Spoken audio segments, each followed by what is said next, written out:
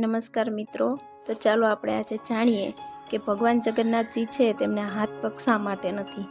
એના માટે જાણીએ એક વાર્તા કે હજારો વર્ષ પહેલાં પુરીમાં ઇન્દ્રદ્યુમન નામના રાજાનું રાજ્ય હતું. રાજા પાસે અઢળક સંપત્તિ હતી. એકવાર રાજાએ વિચાર્યું કે હું આવું મંદિર બનાવું કે જે હજી સુધીમાં કોઈએ બનાવ્યું જ ન હોય. પછી રાજાએ દેશ વિદેશમાંથી લાખો રૂપિયા ખર્ચી અને કારીગરો પાસે હીરા મોતીથી જડેલું મંદિર બનાવ્યું.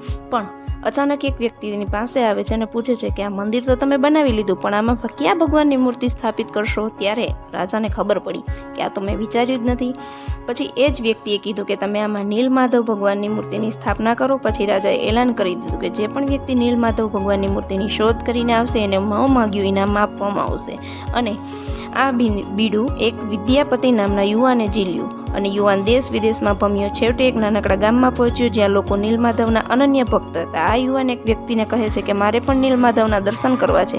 ત્યારે એ વ્યક્તિ કહે છે કે અમારા સરદાર વિશ્વવસુ જાણે છે કે તે મૂર્તિ ક્યાં છે. ત્યારે એમના ઘરે પહોંચી જાય છે અને એમને એક યુવાન સુંદર કન્યા હોય છે. આ યુવાન એ કન્યા એકબીજાથી આકર્ષાય છે અને યુવાન કન્યાને કહે છે કે તું તારા પિતાને કહે કે મને એ ભગવાનના દર્શન કરાવે.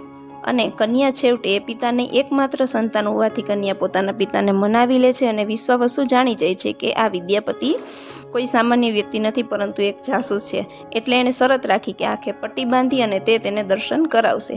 અને જાસૂસ તો જાસૂસ હોય છે. તે પોતાના ખીચામાં રાઈના દાણા નાખી અને દર્શન કરવા માટે વિશ્વવસુની સાથે જાય છે. અને દર્શન કરતાની સાથે જ પોતાના દેશમાં એટલે કે પોતાના રાજ્યમાં પાછો ફરી જાય છે અને રાજાને આખી વાર્તા કહે છે. ત્યારે રાજા અત્યંત ખુશ થઈ જાય છે અને પછી રાજા પોતાની સેના સાથે યુવાનને ફરી પાછો મોકલે છે. આ યુવાને જ્યાં જ્યાં રાઈના દાણા નાખ્યા હતા ત્યાં છોડ ઉગી ગયા છે અને એ જ રસ્તે જઈ અને ભગવાનની મૂર્તિ સુધી પહોંચવાનો પ્રયાસ કરે છે. પરંતુ વિશ્વવસુ આ વાત જાણી ગયો હોવાથી તે પહેલાં જ ભગવાન નીલમાધવની મૂર્તિ સાથે પોતાના કસ્બાની સાથે ત્યાંથી બીજી જગ્યાએ જતો રહે છે.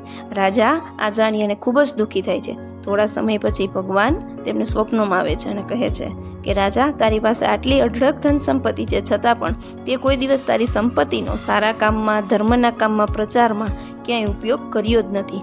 ત્યારે રાજા બીજા જ દિવસથી ધર્મના કામ, ધર્મનો પ્રચાર આમાં પોતાની સંપત્તિને લગાડી દે છે. અને પછી થોડા દિવસ પછી ભગવાન નીલમાધવ તેને સ્વપ્નમાં આવી અને કહે છે કે રાધા, તારા રાજ્યમાં દરિયા કિનારે એક ઝાડનું થડ આવશે અને એમાં શંખ, ગદા અને ચક્રની આકૃતિ હશે.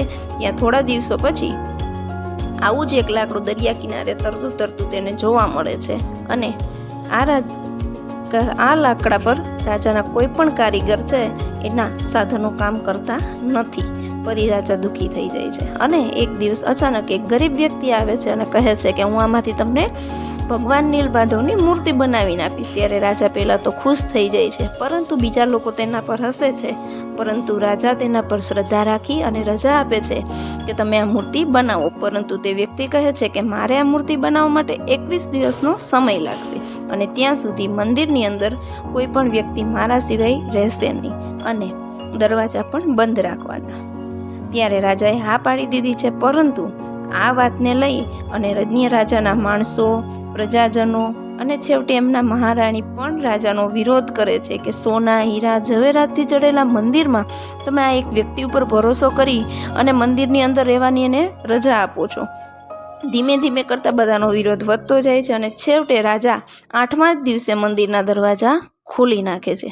અને એવું બને છે કે જે પુરીમાં ક્યારેય બનવું ના જોઈએ.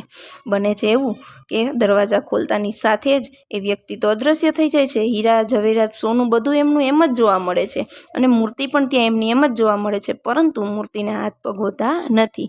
આ જોઈ અને રાજા ફરી દુઃખી થઈ જાય છે અને ત્યારે જ આકાશવાણી થાય છે કે રાજા ઇન્દ્રદ્યુમન, તું મંદિરમાં આ જ મૂર્તિની સ્થાપના કર અને મૂર્તિ લોકોને જીવનમાં આશ્વાસન અને માર્ગદર્શન આપશે કે મારે કંઈ જોઈતું નથી અને મારે કંઈ દેવું નથી, એટલા માટે મારા હાથ નથી અને મારે અહીંયાથી ક્યાંય જવું નથી એટલે મારા પગ નથી. બસ લોકોને મારા માટે ભાવ જોવો છે એટલા માટે મારી આંખો છે અને જે પણ મારી પાસે માગવા નથી આવતા, દર્શન કરવા આવશે એનું માર્ગદર્શન કરીશ. અને બસ આ જ ઉદ્દેશ્યની સાથે ભગવાન જગન્નાથજીની જય હો.